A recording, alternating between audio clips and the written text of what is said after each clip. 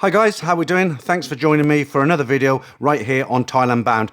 I've got 4 stories for you today. None of these have been read out on my channel as far as I can remember. Perhaps another channel, I don't know, but they're brand new to me.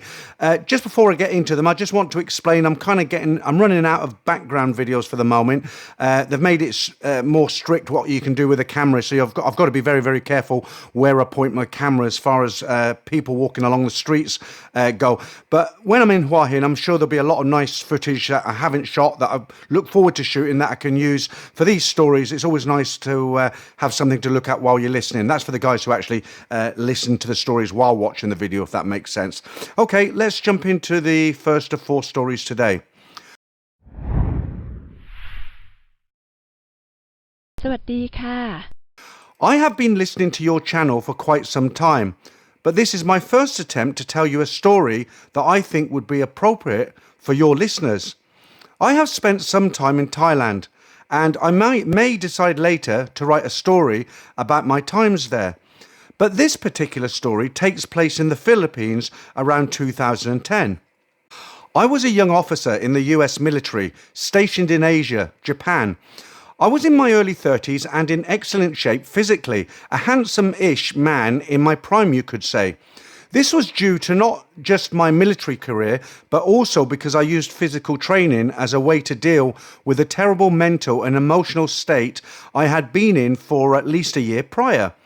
I had gone through a terrible divorce that involved many years of infidelity on the part of my former spouse. I won't go into that much, as I know many of your listeners can relate to the mental downhill that occurs when going through such a traumatic time.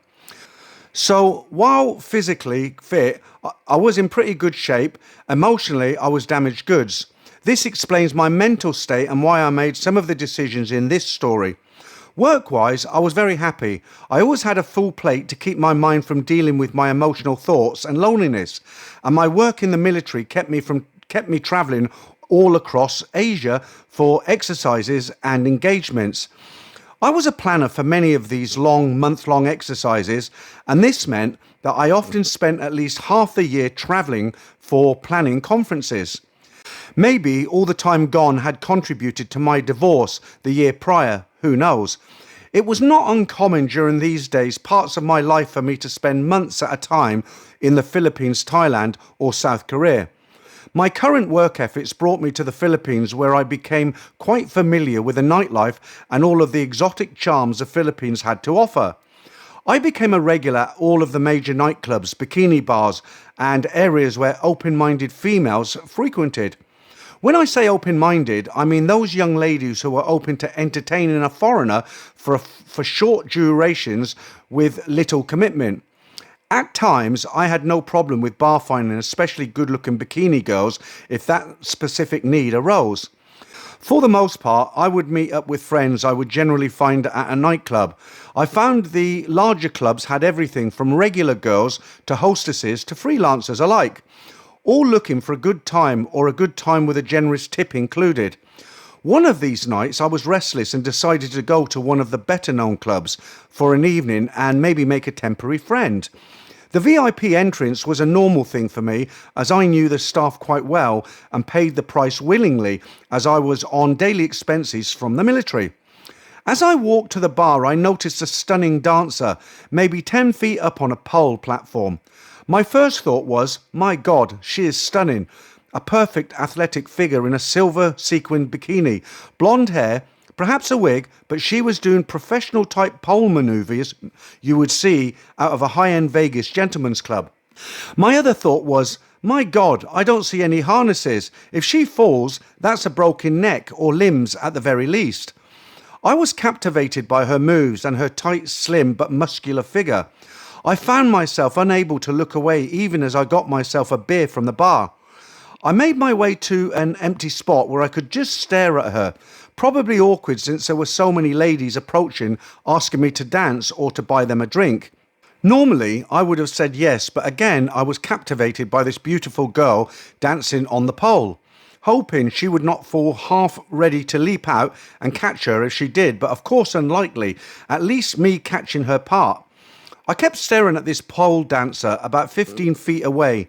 It was then that a quite attractive girl next to me said, "Hey, you like her. She's my friend. Want to meet her?" That caught my attention, but I said, "Of course." And she said, "Well, buy me a drink first," which of course I obliged. This one drink ended up being two as another song came on and my dancing girl stayed up on the pole. Though her moves were very less daring as she was clearly getting tired, her friend yelled and said her time is almost up.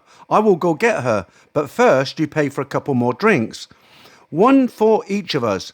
I said yeah, sure, and watched as her friend signalled to the bartender, then walked up to the platform just as my dancer gracefully climbed down.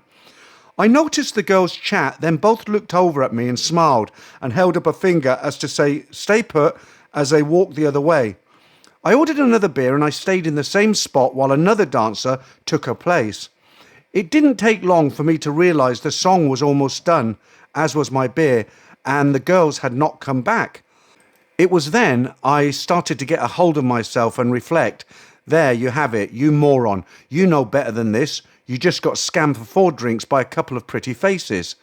2 ladies' drinks. The friend purchased plus 2 drinks for her and her friend to probably never drink but get their share of the payment at the end of the night. Quite common. I thought I was just smarter than that. Clearly I was not. It happens to the best of us, I thought, so I signalled to the bartender to pay the bill. He gave me my inflated bill in a wooden cup as standard and I paid. At that time, I was tapped on the shoulder to my surprise to see the friend standing next to a stunning brunette, not blonde, as that had been clearly a wig, and with a lot less makeup. She was no longer in the silver bikini, but wearing a light crop top, jeans, shorts and tennis shoes. Not at all the club attire the other patrons were wearing.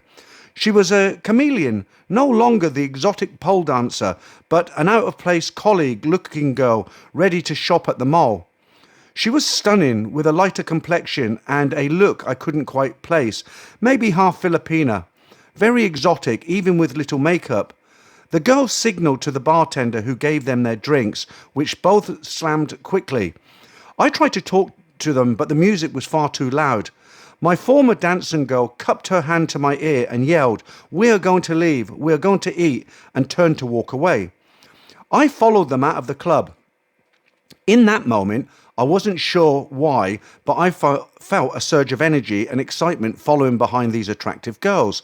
They were much smaller than me, so they snaked through the crowd while I had to bull my way past a couple of Europeans and Aussies, apologising as my shoulders bumped into them.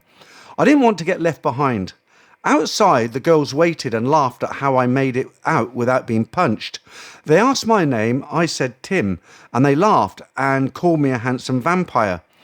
I had been overseas and was not aware of the Twilight films that had captivated the world, even as far as Cebu.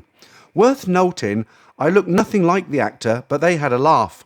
I found out that the friend's name was Apple, which I later learned was her real name. My dancing girl's name was Benny, spelt Beni, which made me think she didn't want to tell me her real name. So I got her dancer name, which was fine by me. I was just happy to be in the company of 2 young beauties, either of whom I'd be happy to know better. We jumped in a taxi and ended up at an outdoor eatery with a live acoustic band playing 80s music, not too loud so we could talk. Apple worked at a call centre and lived with her boyfriend who was also working at a call centre. If I was going to get to know someone, it was not going to be her. Fine, because it was Benny I had my eye on, but she hadn't really been involved in the conversation. Apple nudged her. "Why so quiet? Nervous?" Benny laughed and said yes, which caught me off guard. Her friends and family had called her Benny forever. She had an older sister she lived with. She had finished her studies a year earlier and was training to work at the call centre. The pole dancing was a side gig that suited her wild side, and as Apple called it. It was getting late, almost 2 a.m, and we were drunk. Apple said, "Time for a hotel party." My hormone-filled brain thought, no way, they want me to take them to my hotel? This is going to be epic. The girls said we needed to pick up supplies from Apple's apartment, bottles of liquor and juice as stores were closed. By the time we got back to my hotel, it was nearly 3 a.m. I was falling asleep. They continued to chat in the local dialogue while I faded in and out until morning. I woke up in my clothes on the couch with no sign of the girls. This was before smartphones. Most Filipinos used brick phones or flip phones with minimal text ability. I had a flip phone with a keyboard. I was happy to see a text from an unknown number that simply said, Benny. I had a full work week ahead, planning an exercise, so I wasn't able to answer the phone most of the time. I had a few missed calls from Benny, but couldn't answer due to work. I called a couple of times in the evening, but it wasn't until a few days later that I got her as she was heading to the call centre. She said both Friday and Saturday she would be off but working her shift at the club, and that should meet her there and we could leave together. I couldn't wait for Friday. I showed up early, about 9, excited to see her, but it was 3 hours until she got off. I saw that her job wasn't dancing but also serving drinks in a VIP area before her pole shift. For her hostess gig, she wore a tight dress, had a lot of makeup and the blonde wig. This part of her job concerned me because I knew high rollers easily made their way with their hostesses. I had a reality check as to who I really was in Benny's life. Maybe just a friend with benefits. Fine, I was going back to Japan soon anyway. The Philippines was my stomping ground, a few months a year, and Benny was stunning. If I played my cards right, she could be what I needed to get moving forward from my slump. I saw her talking with a South Korean guy, but when she saw me, she smiled, ran out, said, "You are early," and gave me a kiss, half on the lips and half on the cheek. A surprise, since last time she hadn't done that. She told me she still had a few hours, but didn't want me running off with any girls. Fine, by me.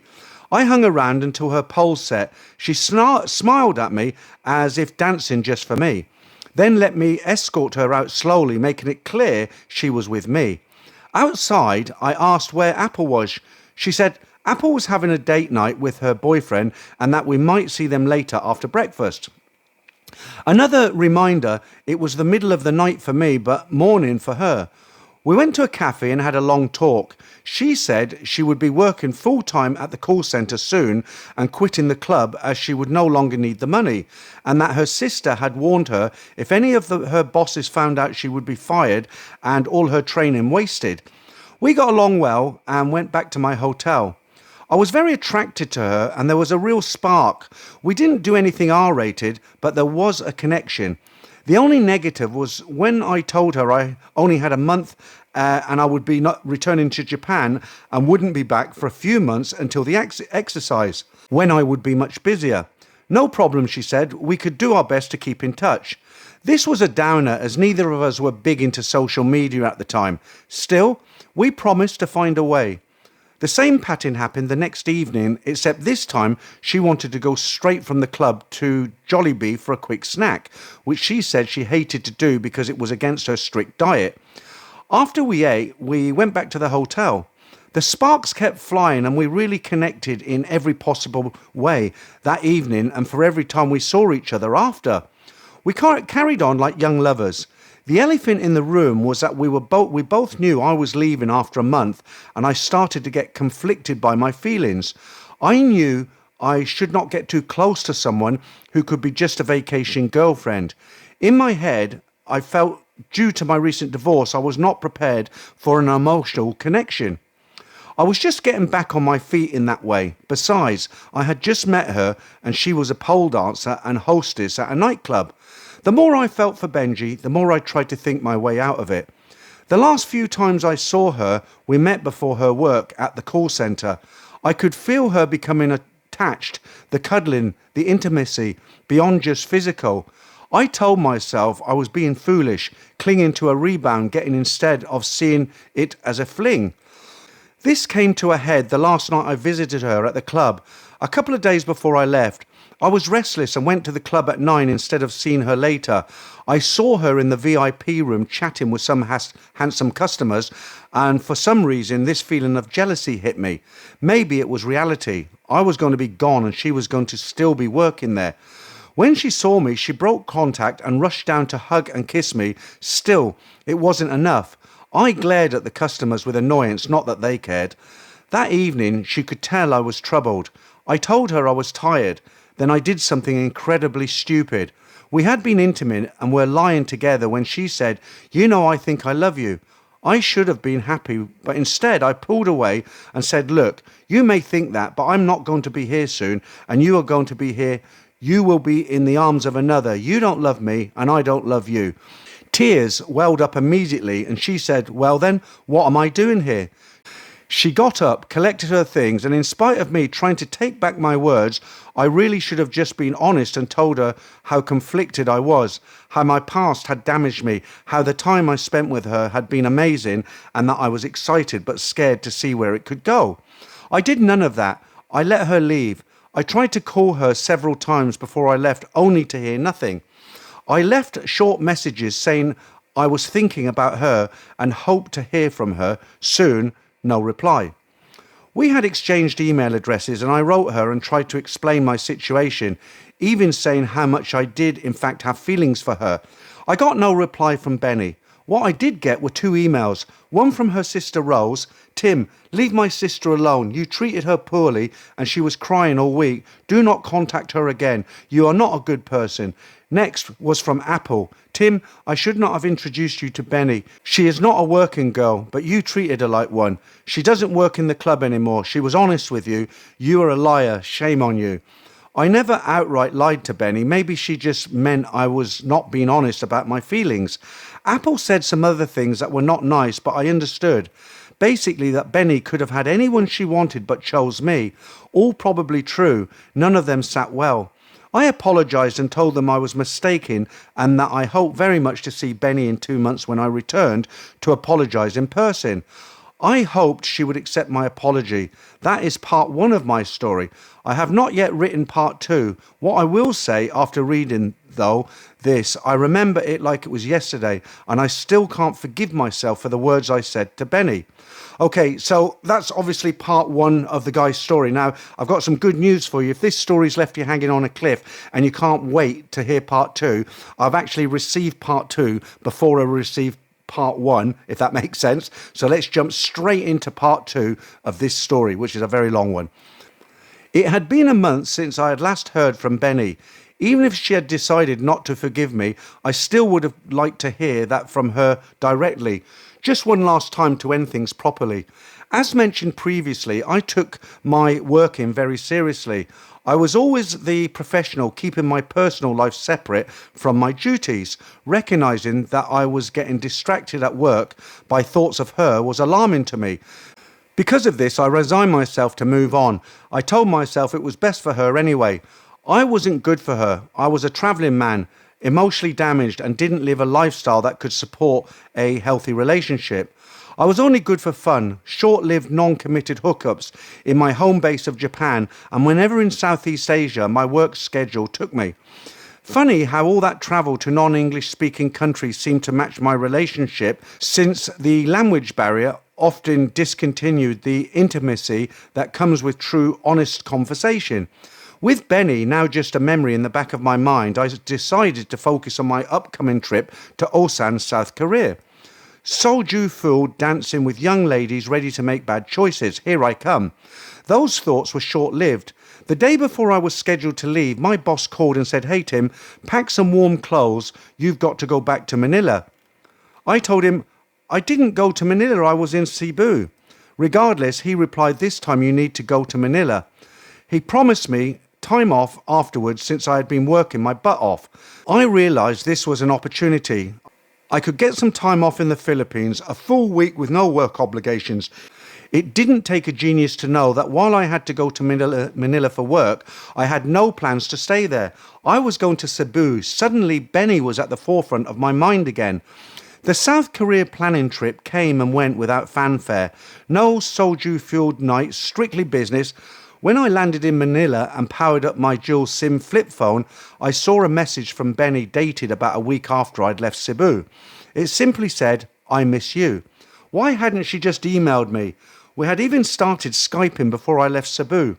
Regardless, I sent her small texts, no long emails, letting her know I would be back in Cebu, not for work this time, but just to see her. I said I'd call her when I arrived. Her response was a simple "okay." No celebration, no kisses, which was common with text-only phones back then. Still, it was a start. My week in Manila was all business, no fun, just physical training and me constantly running through plans in my head about how to get back in Benny's good graces. I decided to take it slow and figure out what I even wanted out of this. My lifestyle didn't support marriage, and so far it hadn't been conducive to a serious relationship either. In the end, I decided the simplest approach was best just show up near her work and meet her face to face. That meant possibly encountering Apple, maybe her sister, maybe her friends, hell, maybe even a new boyfriend. I really hope that wasn't the case. I booked a hotel for a couple of nights near her work at the IT centre. When I landed in Cebu, she told me she'd be getting off work around 8 a.m, normal for night owl call centre folk. Our meetup wasn't meant to be a surprise. I waited casually outside her work, which wasn't odd since the IT centre was lined with restaurants and bars catering to young professionals. It was common to see groups of them finishing off a beer tower with dinner before heading home to sleep. When I saw her walking out of the building, my breath caught. In her business clothes, she was even more stunning than the first time I saw her in that silver sequin bikini, dancing on stage. She was with Apple, and who I assumed was Apple's boyfriend. Apple said a polite hello, hugged Benny, and added, "See you tomorrow." They weren't cold, but they weren't overly friendly either. I resisted the urge to hug and kiss Benny right there in front of them. She took a deep breath, looked at me, and simply said, "I'm hungry." We went to a nearby cafe, sat down, and talked seriously for the first time. "What now?" she asked. "What do you want?" I decided honesty was best. I told her I didn't know. I didn't have all the answers, but I tried to be pragmatic. I reminded her that we'd only 1 month together, a great month, yes, where we carried on like lovers and I developed serious feelings for her. But now, how could either of us really know where it was all headed? Did she know? Were we supposed to have all the answers so quickly? Was it fair to expect that from anyone? I think my approach made sense to her because she smiled, laughed a little and said, "You're right. I don't love you and you don't love me." Ouch. Why I had ever said that to her, those exact words to her previously, I'll never know. I've never said them again to anyone. We spent the evening together, nothing overly physical, and that was fine by me. We just cuddled up and enjoyed our time until she fell asleep in my arms. Benny had a couple of days off coming up and told me she could even take a sick day to spend extra time with me. We spent the next week reconnecting, and soon the intimacy was back to where it had been before. I rented a small beach cottage at a resort on Mactan Island, and we had a mini vacation before I had to return to Japan. It was during that time that Benny, mostly her, really decided the nature of our relationship. She wasn't going to be a vacation girlfriend. She knew my travels took me all over Southeast Asia and that I lived in Japan. But if we were to continue talking, there would be rules. I had to swear off any other female company, and she, of course, would do the same. She wanted exclusivity, but not rushed love declarations or marriage proposals. Yikes, the M word. As I thought to myself, for me, her terms seemed fair enough. I didn't need other girls, and it was probably time I stopped hanging out with guys who hit up certain establishments after work anyway. Probably healthier for me in the long run. I left Cebu with a girlfriend in the Philippines. Over the next year, we spoke almost every day using Skype. I had deleted Facebook after my divorce, so I didn't need to make anything Facebook official, though she had posted us on hers. I spent at least 2 more months in Cebu for exercises, always carving out time to be with Benny before and after work events. I even took a 10-day vacation just to travel with her around the island like a true couple. She got to know some of my military co-workers, and I got to know some of her friends. Everything seemed to be going well, except beneath the surface, there was always the looming fact that I was always leaving. I was also coming up for new orders. Maybe I could extend my time in Japan by a year, but nothing was guaranteed. Then came the pack your bags orders that people in my line of work dreaded. 8 months combat zone. I was to head back to the US for 30 days of training and prep, then deploy to the Middle East for 7 months. Benny didn't take the news well. First, she was worried about my safety. I assured her that the combat zone didn't necessarily mean combat. I wasn't front line anymore, so it was relatively safe. But the bigger issue was time. She had grown used to see me every few months and was hoping for a future together. She wanted assurances I simply couldn't give. I told her the earliest I could see her would be in 9 months from now. I know she wanted me to promise marriage, but I just couldn't. She was 24 and I was 34, divorced with kids from a previous marriage I rarely saw. I had gone to war before with a family waiting for me, or so I thought. When I returned, my wife had moved on, leaving me with nothing but debt and a broken heart. How responsible would it be to rush into marriage again under these circumstances? I knew it would hurt, but I told her the truth. I did love her, but there were things in my life beyond my control. I didn't want things between us to end up, but I had to get through this deployment first. She was heartbroken. Soon after, I got another nasty email from Apple, once again blaming me for breaking Benny's heart. Apple had a fiery temper, so I took it with a grain of salt. The second email, however, was from Benny's sister Rose, and it hit me differently. Tim, I no longer think you're a bad person. I think you're a good person, but I think you are the wrong person for Benny. Please let her be happy and find a man who can love her and be there for her like she deserves. It was hard to read, but I couldn't disagree. My life was too chaotic. I couldn't promise her stability or even when we'd see each other again. After a lot of soul searching, I did the only honourable thing I could. I wrote Benny a long letter ending things as gracefully as possible. I wasn't heartbroken, but I had to focus on the mission ahead. My deployment went as well as it could. I kept Benny in the back of my mind, though never fully successfully. 10 months later, I found myself standing outside the IT centre in Cebu when I landed. Benny didn't answer my texts or calls. I wasn't sure why I was there, but there I stood anyway. Then I saw Apple come out of the building with her boyfriend. She approached me smiling and said, "What are you doing here? Benny isn't here anymore. She got married and just had a baby. Have a good life." I was floored, completely floored and heartbroken all over again. Did Apple have to say it like that? Married, had a baby. How? The timing, it didn't make sense. I did the maths. Could it be? I'd never truly know. Later, my planning team told me they had seen Benny a few months after I left, visibly pregnant. They believed I was the father.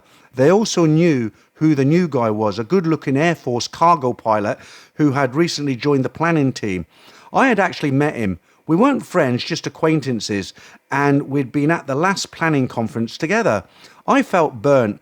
He must have seen Benny and me together, then taken his shot while I was gone. I didn't know how to process it. 2 scenarios haunted me. One, the baby was 9 and he simply didn't care. He married her anyway because Benny was worth it. 2, she had been 2-timing me, the baby was his, and she chose him over me. Which was worse? One version was easier for me to live with, the other easier for him. But ultimately, none of that mattered. What mattered was what was best for Benny. She had been there for me when I needed her most. She deserved happiness, no matter the story behind it. I returned to Japan with much sorrow and loss. I hoped to get orders far away, but fate had other plans. I was extended in Japan for another year, stuck on the same planning team, stuck in the same memories. I knew then I had to reinvent myself. I went back to my old ways, the forever drifter, the rambling man. This time I was determined never to let anyone in again. No attachments, just travel, work and freedom until my military career ended. One thing was certain, I would never let a young Filipino into my heart again. God, however, had a different plan entirely, but that is another story. Wow, that's got to be one of the longest stories. In fact, I think it is the longest story because it's in 2 parts, so quite a long upload today. I'm going to finish with one more story. This is a very short story, but I thought I'd cram it in because they're all news stories, so I can give you 3 news stories. I hope you enjoyed that one anyway. And from the tone of that last comment, I think he must have found himself a new Filipino girlfriend, and perhaps we'll get another story from him. Let's hope so. Right, story number 3. I am an expat residing in a small island nation not far from Australia and New Zealand. Here, we have a small expat community, and in our region, we tend to know each other quite well. I live with a Thai lady who is very beautiful, lots of fun, the life of the party, and we get along exceptionally well. We are very much the happy married couple, yet I am an ordinary looking Caucasian now in my 50s, and many of my friends wonder how I ended up with such a beautiful girl. There are plenty of them. I tell them cheekily, but you need to go to the land of smiles.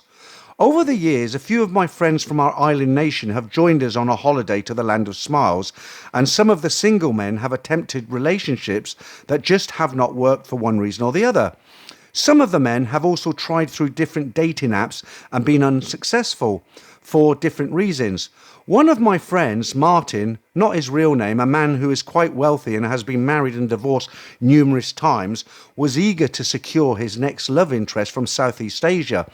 Martin has a strong personality, and as a result, he has ostracized himself from most of his family, including his own children. However, he seemed happy in our island nation as he is quite elderly and well into his retirement years, and he had built a network of friends who were also happy for him and his success despite his personality shortfalls. Martin had been on numerous dating apps as well as visiting Southeast Asia, and he was not afraid of showing his financial success to lure prospective partners. Martin is now in his late 60s and finally connected with an attractive Thai 50-year-old lady living in Isan. He conversed back and forth with his 50-year-old lady over a number of months, developing a very strong affection as they chatted daily via video. Eventually, Martin flew his new love interest to his island home to see how they would work as a couple. She had an extremely loud personality, but she is likeable. The two of them get along well, and naturally she enjoys the benefits of a wealthy partner, i.e. living in a beachfront house with a cook and a maid flying at the front of the plane all the big brand shopping that he allows her, and she starts to develop an enjoyment of Martin's wealth.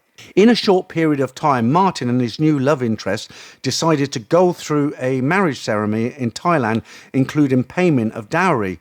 They returned to his home and lived life a happy married couple. Martin's new wife admitted to my wife that at the time she and Martin were messaging each other in the initial stages of their relationship, she was already in a relationship. Not only was she in a relationship, but she was also living with her son from another partner, and this husband was not the father of her son, and they were legally married. In fact, she had schemed her exit to leave her partner and her son to visit Martin in Fiji.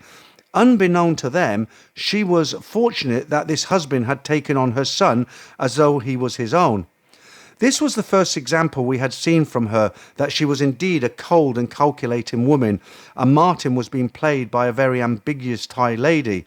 Over a period of about 12 months, Martin started to fall out with each of his friends one by one. Long-term friendships ceased as his mind was filled with all sorts of misleading information from his new Thai wife.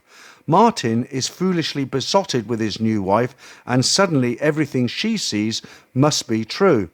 Now, after residing here for 20 years, Martin has sold up everything, resulting in a very healthy bank account for his remaining years. She has successfully convinced him to relocate to Isan with a view to a new life together, starting afresh. So now Martin has no family and no friends, and a large amount of cash going to live in Isan with his new bride. We do not know the next part of this story, but I am guessing the story may not finish with they lived happily ever after.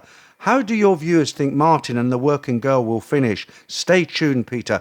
Well, you never know. Miracles do happen, but I think you're right. Probably she's going to end up getting most of his wealth in her bank account in Thailand, and then slowly phase him out for the next newer model to move in. Very depressing, isn't it?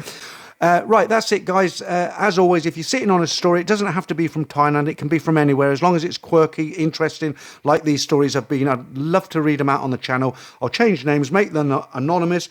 You too can have your story read out right here on Thailand Bound. Thanks again for listening, and I'll be back next Saturday with a bunch of news stories.